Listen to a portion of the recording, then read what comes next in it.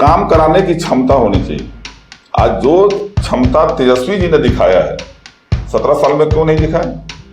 हमको तो लगता है कि देश का पहला प्रधानमंत्री है जो कभी गरुआ पहन के गुफा में बैठ जाते हैं, कभी ऑक्सीजन लगा करके समुद्र में गोता लगा देते हैं, कि जब तक नीतीश कुमार जी मुख्यमंत्री रहेंगे किसी का दम नहीं है कि वो पुल बनवा दे।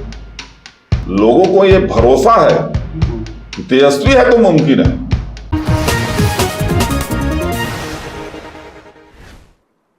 नमस्कार, मैं हूं कौशलेंद्र झा और आप देख रहे हैं केकेएन लाइव। इनसे मिलिए। इस सेगमेंट पे आज हमारे साथ हैं विधायक राजीव कुमार उर्फ मुन्ना यादव। ये बिहार विधानसभा में मीनापुर से प्रतिनिधित्व करते हैं और आरजेडी के अपने पार्टी के विधानसभा में सचेतक भी हैं। तो हमारे साथ हैं मुन्ना जी, हम उनसे बातचीत को आगे बढ़ाएंगे, लेकिन इससे पहले आपका बहुत बहुत स्वागत। जी शुक्रिया। अभी लोकसभा का चुनाव शुरू हो चुका है। जाहिर है आप इस चुनाव में लगे हैं। अभी आप पूर्णिया से लौट करके आए हैं, वैशाली में सक्रिय हैं और आपकी नज़र शिवहर पर भी है। तीन विधानसभा आप लोकसभा अभी आप देख रहे हैं। तो क्या लगता है, पूर्णिया में ऑलरेडी चुनाव हो चुका है, वहाँ मतदान कल संपन्न हो चुका है, अभी ये 2 जगहों पर मतदान होना बाकी है।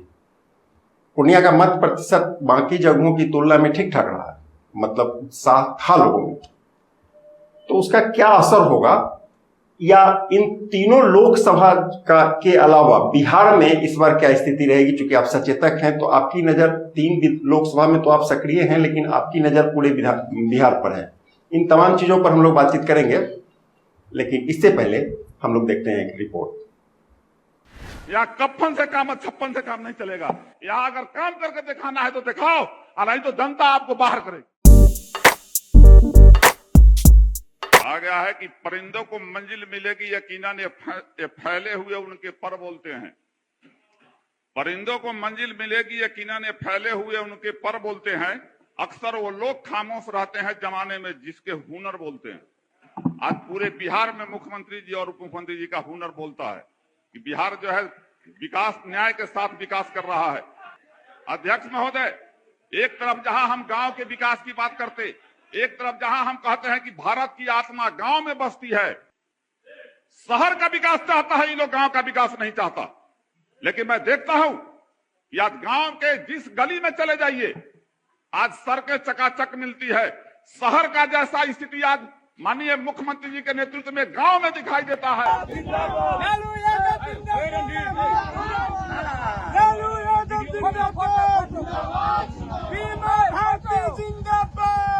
महिला सशक्तिकरण के क्षेत्र में हमारी सरकार जो काम कर रही है, देखिए पंचायती राज व्यवस्था में भी महिला सशक्तिकरण की तरह काम किया गया है। 50% महिलाओं को आरक्षण दिया गया, ताकि गांव में गोबर ठोकने वाली महिला भी जाकर के पंचायत ब्लॉक में जाकर के बैठे और बात करे। जिला मुजफ्फरपुर, प्रखंड मीनापुर, तिहाई मदारीपुर करण की रहने वाली हूँ। मेरा नाम है सलीमा खातून। कहना ये जरूरी है कि 2004 में ज़मीन रजिस्ट्री किया। 70 बरस से मेरा मकान है उस पर। 2004 से 2018 तक का मेरा रसीद कट रहा है। सरकार को मालगुजारी दे रहे हैं। सबका घर बनाए थे, पक्का मकान छतदार, उसमें ताला बंद करके जबरान हम लोग को भी करे। जब घर पर जाते हूँ तो मारपीट करते हैं, झंझट करते हैं।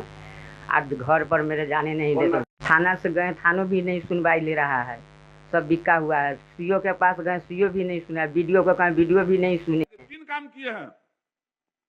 धारा 370 हटा दिया, राम मंदिर बनवा दिया, और 3 तलाक बोलेगा। तो 3 तलाक के लिए तो बोल दिए। हम लोग के हिंदू में जब बिना तलाक के छोड़ ले है, ओकरा लेल कानून कौन बनाएगा? अभी जिंदा है हौसला, अभी जिंदा है हौसला, उड़ान बाकी है। ये हवाओं का सिलसिला है, तूफान बाकी है। ऐ मुश्किलें अभी तो चलना सीखा है, छलांग बाकी है। माननीय सदस्य बाकी है। देश पर भारी खतरा है। सारी विपक्षी पार्टियां एकजुट हो रही है। हम 36 दल के लोग हैं जो इंडिया गठबंधन है। बेचौल जो भारतीय जनता पार्टी का विधायक था, उसने कहा था कि मुसलमानों से उसको वोट देने का अधिकार छीन लेना चाहिए। कि भारतीय जनता पार्टी इस देश का नाश करना चाहती है और सारा रुपया लूट करके अंबानी अंबानी को देना चाहती है।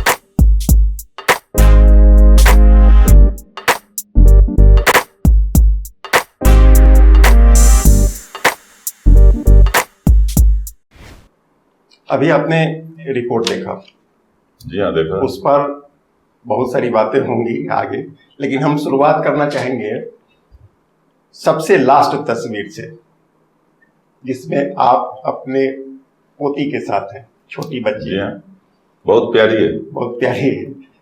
तो राजनीति करते हुए, राजनीति की इस धमा चौकड़ी में कभी पूर्णिया, कभी वैशाली, कभी शिवहर, कभी पटना, ऐसा करते हुए परिवार के साथ वक्त बिताने का मौका मिलता है। देखिए, व्यस्तता के बावजूद भी कुछ पल के लिए परिवार के साथ हम रहते हैं, क्योंकि परिवार के साथ रहने में हमको सुकून मिलता है, शांति मिलता है, परिवार के लोगों से मिलना जुलना।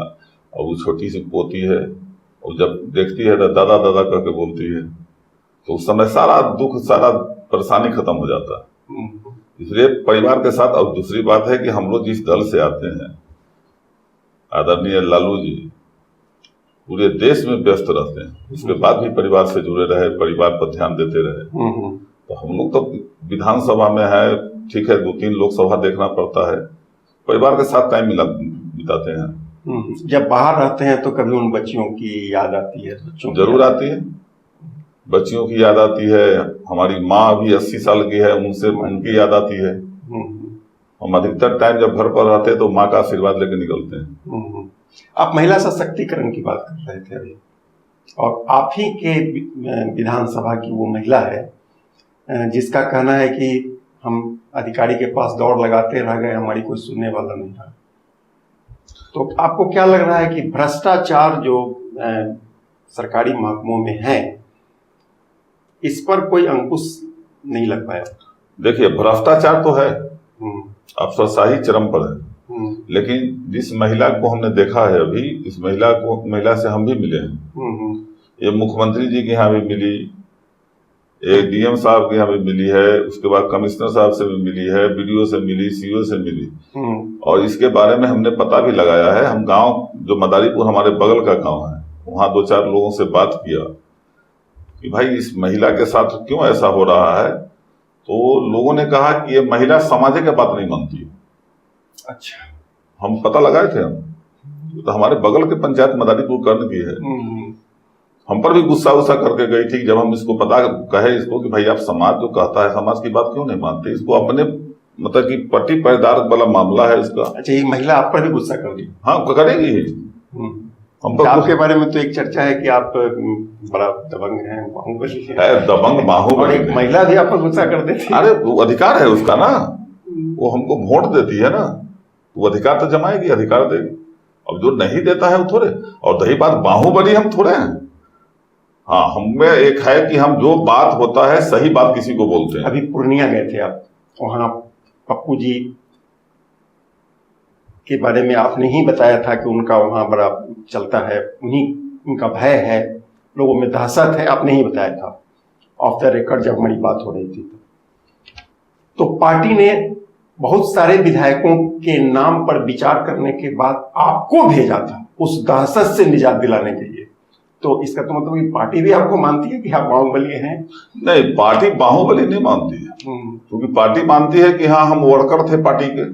27 साल वर्करी करके आदरणीय लालू जी का आशीर्वाद प्राप्त हुआ, हम सदन गए। तो एक सच्चा सिपाही के नाते हमको भेजा गया। और हम जो पूर्णिया में देखे हैं, नो डाउट कि पप्पू यादव का आतंक तो है वहां। अच्छा, हम गए थे, अजीत सरकार जी जो विधायक थे, जिनका हत्या हो गया, जिसमें एक्यूज्ड बने थे पप्पू जी। हम उनकी बेटी से, उनके दामाद से भी मिले पूर्णिया में, हम गए थे उनसे मिलने। अच्छा, और जो बताए, सारी बात बताए, हमको लगा कि राजनीति में ऐसा नहीं होना चाहिए। अच्छा, क्या लगता है पूर्णिया में क्या माहौल है? आप देखिए, तो आप 10 दिन से ज्यादा हम रहे हैं 10 दिन से ज्यादा रहे हैं वहाँ। हम गांव तक गए हैं वहाँ। एक तो वहां ऐसा भय का माहौल था कि कोई आदमी अगर आप हमारे साथ फोटो खिंचा लेता, वो फेसबुक पर डाल देता, कोई प्रेस कॉन्फ्रेंस में मेरे साथ बैठ जाता, तो उसको 10 बार फोन जाकर के धमकी मिलता था कि 26 के बाद तो हम ही रहेंगे। ये सब भी होता है। दूसरा है कि नहीं हुआ तो कोई 2-4 आदमी को भेज दिया उसके यहाँ। इस दहशत के कारण करता कुछ है, लोग बोलता कुछ है। कल वहां मतदान हो गया है, खबरें आ रही हैं कि मुस्लिमों का बहुत बड़ा संख्या में मतदाता जो है वो पप्पू जी की तरफ चला गया है। आपको क्या लगता है कि देखिए, मुस्लिम वोट बटा है, लेकिन बहुत बड़ा जो कहा गया है कि बहुत बड़ा जो है तबका चला गया है, हमको इस पर भरोसा नहीं। यादवों का भी एक बड़ा वर्ग उनके साथ चला हम गया। कहे ना कि हमारे गांव में एक कहावत है, एक बुजुर्ग थे हमारे यहाँ, वो नहीं रहे। एक आदमी मुखिया के चुनाव लड़ रहे थे तो गए उनसे वोट मांगने कि चाचा ठीक ठाक हता ना, कि हमारा से कोई दिक्कत नहीं ना। तो बोले कि बउआ हो हता था राक्षस, लेकिन डर से कोई सो देवता।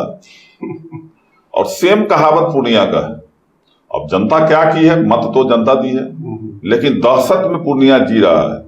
और पूर्णिया कभी नहीं चाहते कि पूर्णिया में हमने देखा है कि वहां 75% लोग बाहर गए, 25% लोग जो है प्रॉपर पूर्णिया के हैं, नहीं तो 75% लोग बाहर गए हैं। व्यापारियों में, डॉक्टरों में दहशत। हम तो मिले हैं लोग से जा करके, वो लोग कहता है कि अगर हो जाएगा तो हम पलायन कर जाएंगे हम लोग। ऐसा माहौल लेकिन है। ऐसा कहा जा रहा है कि मतलब माई समीकरण जो आरजेडी का कोर वोट है, अगर इस वोट में सेंधमारी लग गई तो फिर तो आपके कैंडिडेट पर इसका असर पड़ेगा। देखिए, अगर सेंधमारी नहीं होती तो रिजल्ट तो पहले ही क्लियर था। मैंने आपको कहा ना कि त्रिकोणात्मक लड़ाई हो गई वहां, क्योंकि वहां चाहे डर से हो या जैसे भी हो, चाहे जो गुर्गा इनके साथ मिला हुआ है, क्योंकि वहां एमपी भी रहे हैं, 2-2 बार 3-3 बार एमपी रहे हैं, वहां प्रतिनिधित्व किए हैं, तो कुछ ना कुछ हर गांव में, हर समाज में है। और हर चौक चौराहा पर 2-4-5 जाप का संगठन का जो भी बिहार का लोग था, वो टोटल पूर्णिया बैठा हुआ था। हर चौक चौराहा गांव में 5 गो बैठा हुआ है। कोई गया हुडंग किया, अलबल किया, यही सब करता है। लोग वोटर डर गया हुआ है वहां। ये स्थिति है।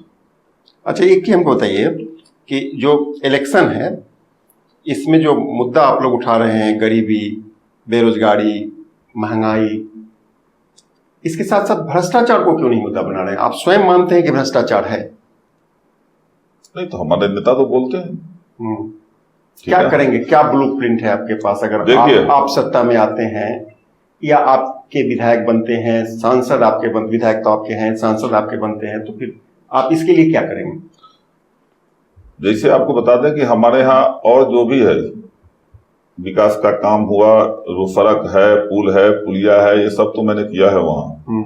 और ये रिपोर्ट भी है कि बिहार में सबसे ज्यादा सड़कें अगर बनी है तो मीनापुर विधानसभा में बना है। लेकिन ये अफसरशाही जो है, जब तक कहा गया है कि जब भी कमजोर सत्ता जब कमजोर हाथ में रहती है तो ब्यूरोक्रेसी हॉबी होता है, ये तो इतिहास रहा है।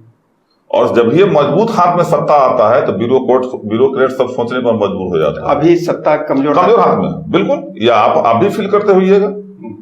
अभी देखिए के पाठक जी को, मुख्यमंत्री जी ने जो बात कही, उनको जो आदेश निकाला, उसको भी पालन किया। ये हमको लगता है देश का पहला राज्य होगा जहां सीएम का आदेश एक पदाधिकारी नहीं मानता हो, तो विधायक का क्या वजूद है? गवर्नर का आदेश एगो पदाधिकारी नहीं मानता हो तो आम विधायक का क्या वजूद है? लेकिन इनके साथ आप भी 2 बार सत्ता में सरकार में रह चुके हैं। सरकार में हम रहे, लेकिन मुख्यमंत्री तो वही थे, आदेश तो वही पारित करते थे। और इसी कारण ना हम लोगों से अनबन हो जाता था कि भाई हम सरकार में हैं और पदाधिकारी हमारे लोगों का नहीं सुने, पदाधिकारी हमारे लोगों को लूट फसुट मचा दे, बेवजह किसी को मुकदमा में फंसा दे। ब्लॉक में जाए तो जाति प्रमाण पत्र, आय प्रमाण पत्र, आपको आवास प्रमाण पत्र से लेकर के दाखिल खारिज से लेकर सारा में जो है मनमाना घूस मांगे। और इससे पहले भी बीजेपी के जो विधायक थे, हमारे पड़ोसी हैं, वोटर भी हैं हमारे, रामसूरत राय जी थे, उन्होंने तो स्पष्ट कहा था, मंत्री थे उस विभाग के, कि हर कर्मचारी जो है अपना अटर्नी रखे हुए हैं। अब आप कर्मचारी पर कार्रवाई कीजिएगा, वो अटर्नी पर कौन कार्रवाई होगा? वो तो सरकारी कर्मचारी नहीं है। लेकिन कर्मचारी को भी भय तो नहीं है। कई बार हमने जिलाधिकारी को भी बोला, टेंगरारी में एक बार मीटिंग हो रही थी, उसमें भी मैं बोला कि एफआईआर कीजिए। एफआईआर करने का आदेश भी हो गया थाना को। नहीं, हमको एक चीज बताइए कि जब आपको पता है कि नीतीश कुमार जी के नेतृत्व में जो सरकार चल रही है वो कमजोर है, आपने अभी कहा, तो एक बार आप उनके साथ गए, आपको पता चल गया होगा, फिर दोबारा आप चले गए, मतलब पहली बार लगता है ठीक से नहीं पता चला। आप बोलिए ना, पहले बोलिए। नहीं, वही हम जानना चाह रहे हैं कि पहली बार ठीक से नहीं पता चला इसलिए दोबारा चले देखिए, हम लोग एक बात शुरू से जानते हैं कि हमारे नेता का जो विचार रहा है कि सामाजिक न्याय की धारा को कमजोर नहीं होने देना है। और जब भी मौका मिलता था नीतीश कुमार जी को, जब खत्म करना चाहता था बीजेपी, तो थोड़ा छोटे भाई बड़े भाई का संबंध है ही दोनों आदमी। तो इस चुनाव के बाद अगर फिर से बीजेपी उनको खत्म करना चाहे तो फिर से मिला लेंगे किनको? नीतीश जी को। अब वो अपना पार्टी विलय कर लेंगे तो हम लोग क्या करेंगे? विलय नहीं, अगर इसी तरह से गठबंधन नहीं, अब मिलाने का बात नहीं है। अब तो उनका आखिरी पड़ाव है। ये तो पूरा बिहार जान रहा है, पूरा देश जान रहा है कि मुख्यमंत्री जी का आखिरी पड़ाव है। अभी आखिरी पड़ाव में क्या है, उनको विलय कर जाएंगे तो अच्छी बात है, स्वागत है उनका। नहीं, अभी आप अभी बता रहे थे रिपोर्ट जो हम लोग देख रहे थे उसमें कि सड़कें बनी, बिजली लगी, गांव का भी शहरीकरण हुआ, तो क्या इसका श्रेय नीतीश कुमार जी को नहीं देंगे अब? अच्छा, एक बात बताइए कि आज देश में पैसा जो आता है भारत सरकार से भी आता है, श्रेय कौन लेता है? मुख्यमंत्री लेता है। ठीक है, क्योंकि इनका संचालन होता है, काम करते हैं, काम का अपने मतलब कि आदमी अपने मशीनरी से काम करवाते हैं। ठीक है, मुख्यमंत्री और जगह क्यों नहीं हुआ? और जगह जहां जदयू के विधायक हैं वहां क्यों नहीं हुआ? काम करने की क्षमता जिसमें होगी वही ना काम कराएगा, सत्ता चाहे जिसकी भी हो। हमारे ही जिला में और जगह है ना, जदयू का विधायक है, बीजेपी का विधायक है, क्यों नहीं हुआ? वो तो 17 साल सरकार में रहे, हम तो 17 महीना रहे हैं। तो काम करने का तरीका हमने सीखा है स्वर्गीय डॉक्टर रघुवंश सिंह से, और उस तरीका को जब हम अपनाते हैं तो हमारे नेता भी, जब हम सरकार में आए तो हमारे नेता भी सर्वे करवाए कि उनको लगा कि हमारे विधायकों का काम नहीं हुआ होगा, तो एक बार हमको बुला करके कहे कि आप विपक्ष में रह करके भी इतना काम किसे करवा लिए, बिहार में सबसे ज्यादा सड़क बना लीजिए, आपके यहाँ सड़क नहीं बचा हुआ है। तो काम कराने की क्षमता होनी चाहिए। आज जो क्षमता तेजस्वी जी ने दिखाया है 17 साल में क्यों नहीं दिखाया? यही मुख्यमंत्री जी कहते थे ना कि हाँ ये 10 लाख नौकरियां चाहे ये करोगे तो अपने बाप से पैसा ला करके दोगे।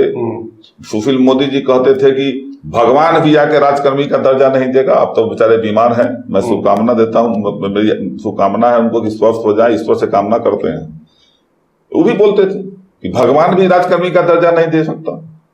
आखिर 17 महीना में तेजस्वी जी ने जो कहा, आखिर वही आपको इसका लाभ मिल रहा है लोकसभा? बिल्कुल मिल रहा है। लोगों को ये भरोसा है कि तेजस्वी है तो मुमकिन है, मोदी है तो मुमकिन नहीं है।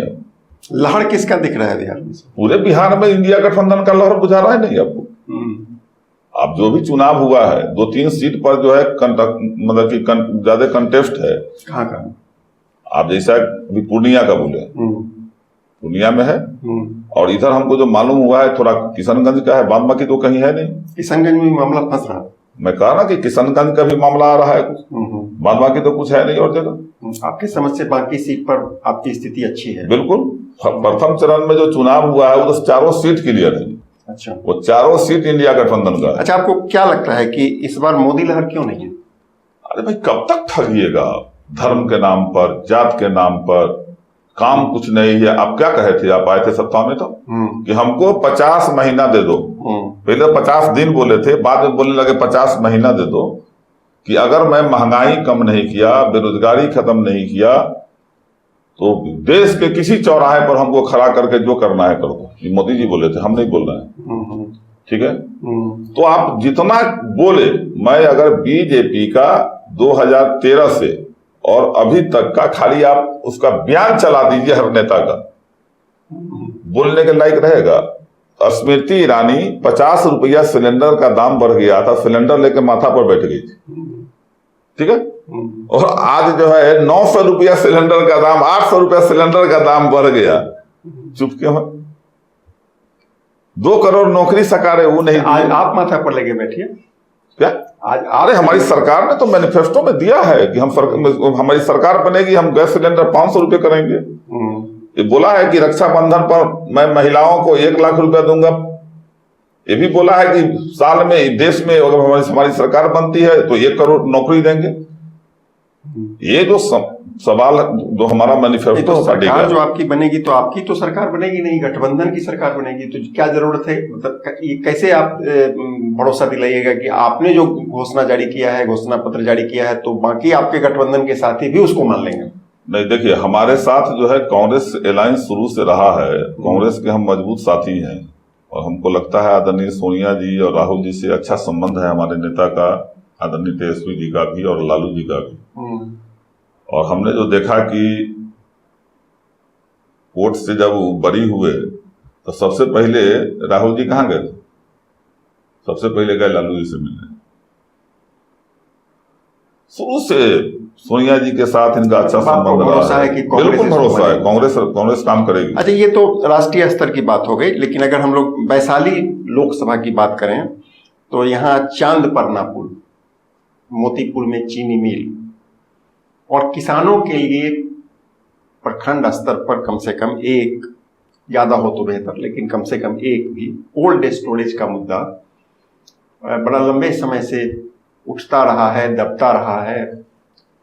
आपका इस पर क्या बताना? देखिए, चांदपरना पुल के बारे में मैं बता दूं आपको कि जिस समय पहली बार 15 में हमारी सरकार बनी थी तो हम बड़ी तेजी से उसका काम करवाए थे, क्योंकि हमारे नेता साहेबगंज में बोले थे कि चांदपरना नदी पर, बूढ़ी गंडक पर पुल बनेगा और काम भी शुरू हुआ था। मट्टी टेस्ट हुआ, सारे इंजीनियर आए, मिल गए, डीपीआर तैयार हुआ 109 करोड़ का।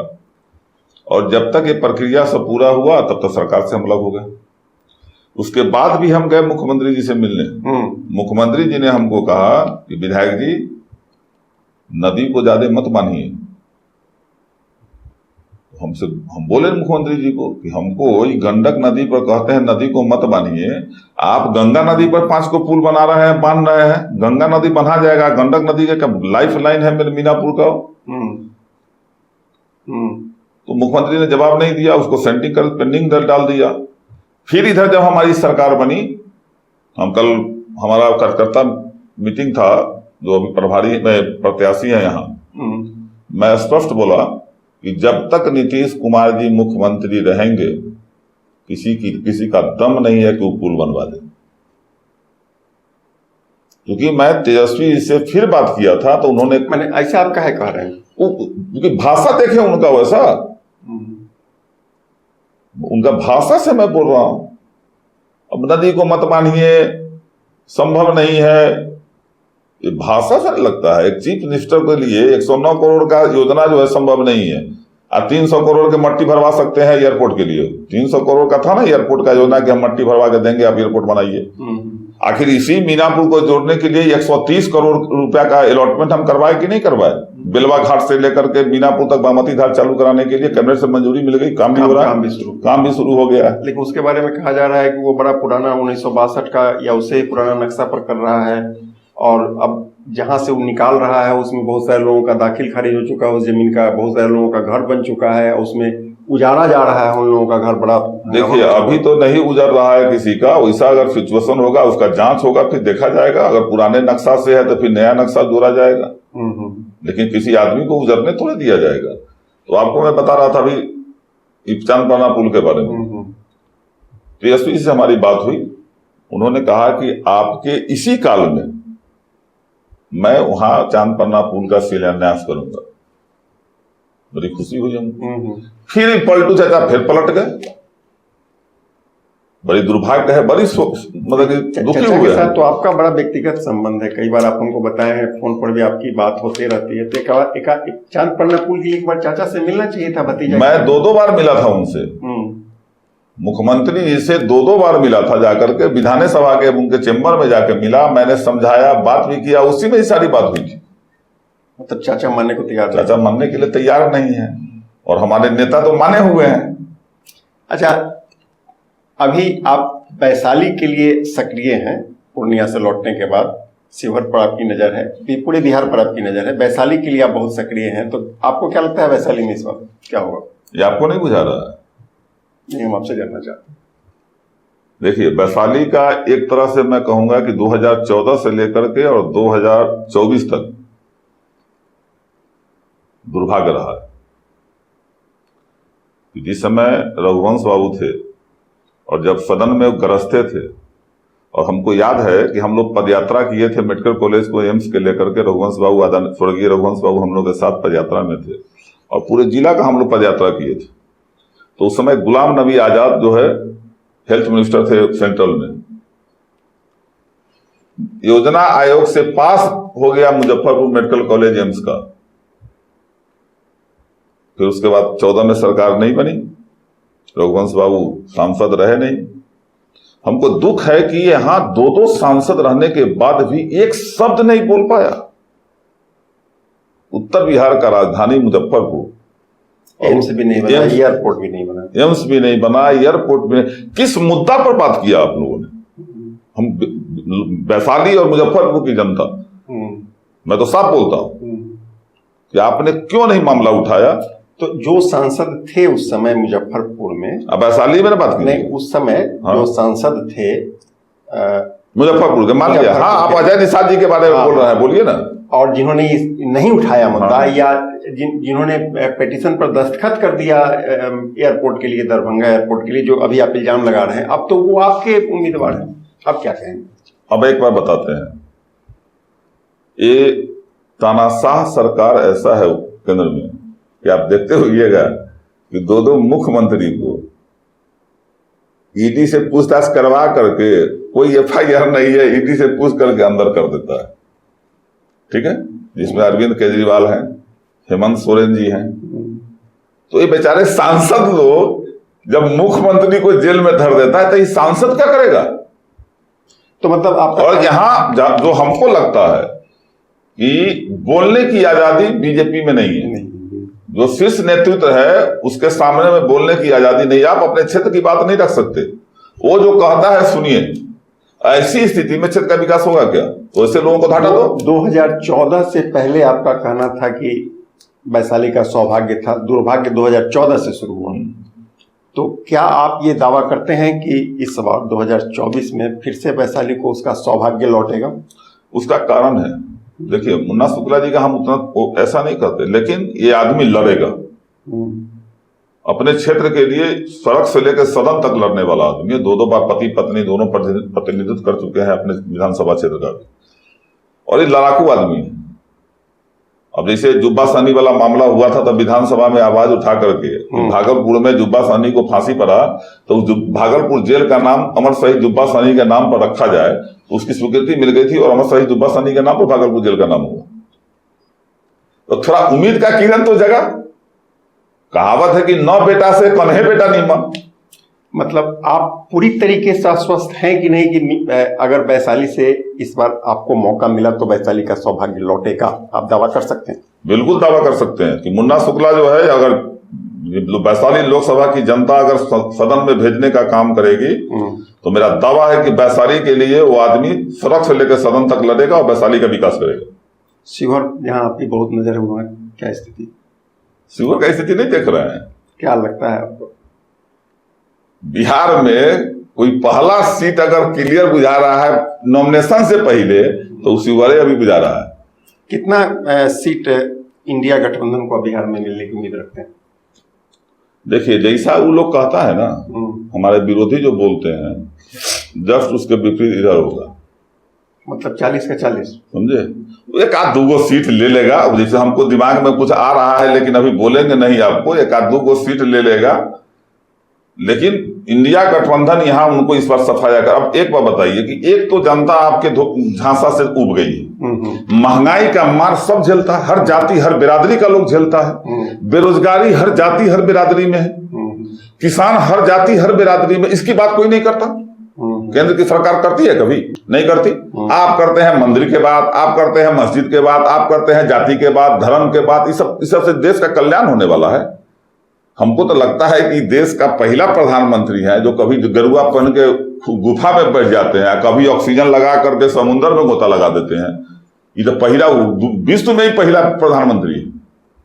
विश्व गुरु बनाना है ना? हाँ, तो विश्व गुरु बनाना है। सबको ले जाइए, भगवा धारण करवा के मठ मंदिर में बैठा दीजिए। क्या जरूरी है किसी का काम करना, क्षेत्र में रहना? अरे भाई, विजन होना चाहिए देश के विकास का। इस प्रधानमंत्री के पास 10 साल मौका मिला, कोई विजन हुआ? देश में जो है कर देश पर लाद के बढ़ा दिया। नहीं, तो कह रहे हैं कि हम आर्थिक रूप से भारत को 5वें महाशक्ति के रूप में पहुंचा दिए। आज हमारा मिशन चांद पर जा रहा है। आज पूरे दुनिया में भारत का डंका बज रहा है। अच्छा, आप सुने होइएगा। अच्छा, इस चांद पर ये ले गए हैं कि हमारे देश के वैज्ञानिक ले गए हैं? उसमें सरकार का भी योगदान, सरकार का सहयोग होता है।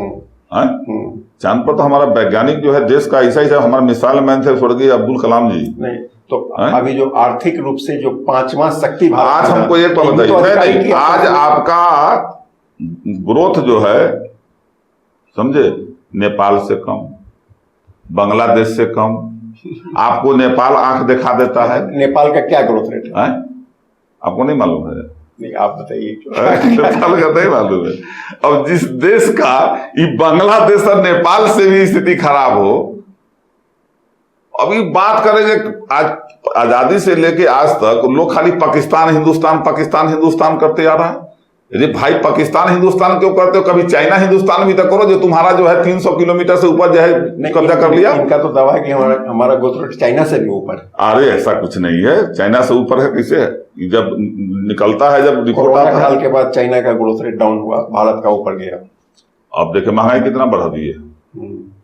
बोलिए, अभी वो मंगलसूत्र लेकिन उनका कहना है कि अगर आप पूरे दुनिया के पैमाने पर देखिएगा तो जिस रेट से बढ़ा, जिस रेशियो से बढ़ा है महंगाई, उस हिसाब से भारत में महंगाई कम बढ़ा है, ऐसा उन लोगों का कहना है। अरे बोलने से क्या हो जाता है? हमको एक चीज पर लीजिए ना, इसी देश में महाराष्ट्र से बिहार ज्यादा संपन्न है, गुजरात से बिहार ज्यादा संपन्न है। जरा प्रधानमंत्री जी से और बीजेपी के लोगों से पूछिए था कि भाई महाराष्ट्र में बिजली की दर जो है बिहार की बिजली की दर से कम क्यों है? गुजरात में बिजली जो है बिहार से कम क्यों है? आप इसको लीजिए ना, बिहार में बिजली जो है पर यूनिट महाराष्ट्र से महंगा है, गुजरात से महंगा है। क्यों? बिजली तो बिजली का रेट जो है तो राज्य का ही कम होता नहीं, केंद्र की भी भागीदारी होती है ना। हम केंद्र से भी तो हम बिजली उपलब्ध होता है।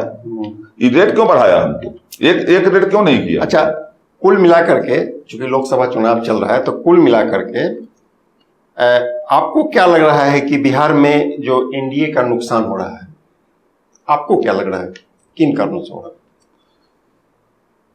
देखिए, हमारा जो मानना है कि ज्यादा दिन तक आप किसी को ठग नहीं सकते। हम ही विधायक हैं, हम अगर काम किए हैं तो सीना तान के चलते हैं ना। हमारे क्षेत्र का लोग जो विपक्ष का है वो भी बोलता है ना कि हाँ विधायक जी रोड रास्ता सब क्लियर करवाएं। 2020 में जब हम चुनाव लड़ रहे थे तो हमारे जो विपक्षी दल के लोग थे खड़ा हमसे, तो क्या कहे थे कि विधायक जी वो मीनापुर हाई स्कूल का भी कायाकल्प नहीं करवा पाए। तो आपको पता होना चाहिए कि जब हमारी सरकार बनी थी 17 महीना का, तो सबसे पहला टारगेट मेरा मीनापुर हाई स्कूल हुआ। और उस समय माननीय मंत्री थे चंद्रशेखर जी, 2,34,00,000 रुपया मैं मीनापुर हाई स्कूल के कंस्ट्रक्शन के लिए उनसे मिल करके अलॉट कराया, जो अब काम शुरू भी है। तो हमको काम करने में मन लगता है, फालतू काम में हम मन नहीं लगाते। नहीं, आपके बारे में तो ये भी कहा जाता है कि आप जितने आपके विरोधी हैं सबसे आपने दोस्ती कर ली है, सबको आप मिला लिए होंगे, इसलिए कोई आपका विरोध नहीं करता है। अच्छा, हम ऐसा काम करेंगे तो विरोध नहीं करेगा लोग। 10 साल में मीनापुर में मैं जाति तनाव खत्म किया, आपसी भाईचारा कायम करने का कोशिश किया। ठीक है, हम लड़ेंगे, हमारे साथ कोई लड़ेगा, लेकिन कोई ऐसी दुश्मनी नहीं होनी चाहिए जैसे कि हम देखते नहीं है शिवगढ़ में अभी आनंद मोहन जी गए हैं, क्या क्या बोलते हैं, शेर का कोई इलाका नहीं होता, कुत्ते का इलाका होता है। अरे भैया, राजनीति करने आए हो, तुम आए हो भिखारी बन के। एक भिखारी अगर शेर बन जाए, कोई शेर किसी के दरवाजे पर जाएगा तो उसको वो टुकड़ा रोटी का भी फेंकेगा? फेंकिएगा? वो तो सोचेगा कि टुकड़ा फेंकने जाएगा तो ये हमरे मिल जाएगा। अब ऐसा भाषा पॉलिटिकल आदमी यूटिलाइज करता है, जैसे हम पूर्णिया में देखे हैं, तो ये वो पूर्णिया के हैं, वो सहरसा के हैं। तो पूर्णिया में देखे हैं कि कोई आदमी अगर कुछ बोल दिया तो उसको 10 को फोन करके धमका दो कि 26 के बाद हम ही रहेंगे, 4 को लड़का को भेज दो। तो कम से कम हमारे मीनापुर में ऐसी हालात नहीं है। अच्छा, इस सब के बाद भी यदि केंद्र में नरेंद्र मोदी के नेतृत्व में फिर से एनडीए की सरकार बन गई तो क्या होगा? ये देश का दुर्भाग्य होगा, क्योंकि हमने देखा है 10 साल हम लोगों ने प्रधानमंत्री जी को देखा है, काम करने का जो विजन है उनका देखा है कि काम नहीं करते। अब बताइए, आप चीनी मिल का बात किए थे अभी, तो भूल गए। प्रधानमंत्री जी ने 2014 में आकर के बोला कि मैं मोतीपुर चीनी मिल चालू करूंगा और इसी चीनी से मैं आऊंगा तो चाय पीऊंगा। बोले थे कि नहीं बोले थे? प्रधानमंत्री जी बोले थे। जब देश का प्रधानमंत्री, मुझे बोलना नहीं चाहिए कि झूठ बोलते हो, देश की जनता क्या भरोसा करेगी? देश का प्रधानमंत्री बोले कि मैं महंगाई कम करूंगा, महंगाई चरम पर है। देश का प्रधानमंत्री कहे कि किसान का आय दोगुना करूंगा, किसान का बदहाल है। आप एक तरफ कहते हैं हमारा देश आर्थिक स्थिति में मजबूत हुआ है, जिस समय कोरोना काल में आप फ्री में अनाज बांट रहे थे पूरे देश में, उस समय 22 से 23 करोड़ आप लोगों को आप अनाज दिए थे, और आज जो है 80 करोड़ लोगों को आप अनाज दे रहे हैं। लास्ट में विधायक जी, आप अपने लोगों को कोई संदेश देना चाहेंगे? जरूर देना चाहेंगे। अभी जो हम लोगों ने देखा है 2014 से लेकर के और 2024 तक, कि वैशाली लोकसभा में कोई देखा ही नहीं, कोई जनप्रतिनिधि क्या होते हैं, क्या उनका कार्य होता है, कोई नहीं देखा है। और अब मौका आया हुआ है परिवर्तन का, पूरे देश में परिवर्तन हो रहा है। तो ऐसी स्थिति में मैं वैशाली की जनता से आग्रह करूंगा कि आप ऐसा जनप्रतिनिधि चुनो जो आपकी आवाज को सड़क से सदन तक ले जाए। आपकी जो समस्या है उसको सड़क से लेकर सदन तक ले जाए। और जहां तक वैशाली के विकास का बात है, तो स्वर्गीय रघुवंश बाबू ने जो किया कि बिहार में सबसे ज्यादा सड़कें उन्होंने बनवाई, देश में जितना पैसा दिया उसका आधा पैसा जो है बिहार में दिया। और उसी के लिए नीतीश जी को 2005 के बाद जो हुआ कि विकास पुरुष विकास हुई, इनका अपना कुछ नहीं था। और रघुवंश बाबू कहते थे कि जितनी मैं सड़कें बिहार का बनवा दिया, नीतीश कुमार की औकात नहीं है उसका रिपेयरिंग करा देगा। उसके बाद वैशाली ही नहीं पूरे बिहार की बात मैं करता, और खास करके हमारे वैशाली का कोई विकास नहीं हो पाया है। चाहे वो पुल हो, सड़क हो, जो हम लोगों से बन पड़ता सरकार से भीड़ करके, बिहार सरकार से, चाहे वो PMGSY का काम हो या MMGSY का काम हो या जैसे भी हो, हम लोग करवाते हैं। सांसद का सपोर्ट हम लोगों को नहीं मिलता कभी। तो मैं वैशाली लोकसभा की जनता से यह आग्रह करूंगा कि आप एक बार, जब सबको मौका दिए हो, तो एक बार मुन्ना शुक्ला जी को भी मौका दो और देखो कि ये आदमी लड़ाई लड़ता है कि नहीं। जैसे मीनापुर का मामला है, वो अमर शहीद जुब्बा सहनी वाला, इन्होंने मुन्ना शुक्ला जी समय विधायक थे, सदन के सदस्य थे, आवाज उठाया तो आज भागलपुर जेल का नाम अमर शहीद जुब्बा सहनी के नाम पर पड़ा है। और हमको उम्मीद है कि ये आदमी लड़ेगा और हम लोग भी साथ में लड़ करके वैशाली का विकास करेंगे, यही मेरा आग्रह है। धन्यवाद विधायक जी। तो अभी आपने देखा, दो टूक शब्दों में अपनी बात रखते हुए विधायक मुन्ना यादव जी सारे सवालों का इन्होंने जवाब दिया, खुल करके जवाब दिया। तो बहुत बहुत धन्यवाद। आप बहुत बहुत धन्यवाद।